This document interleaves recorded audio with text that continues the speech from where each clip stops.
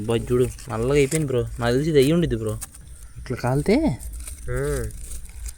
కాలింది బాగుందా? ట్రై.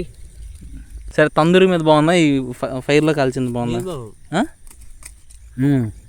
మొత్తం కాలింది. అవును బ్రో బాగుంది. ఇది కూడా కాలింది చూడు. ఇది కూడా కాలింది బాగానే. దీనికంటే ఇదే ఎక్కువ కాలింది. నేను ఓవర్ యాక్షన్ ఎన్ని కనిపిస్తుంది కదా పెట్టింది మనం అక్కడ. బాగుంది బ్రో, చాలా బాగా ఉరికింది.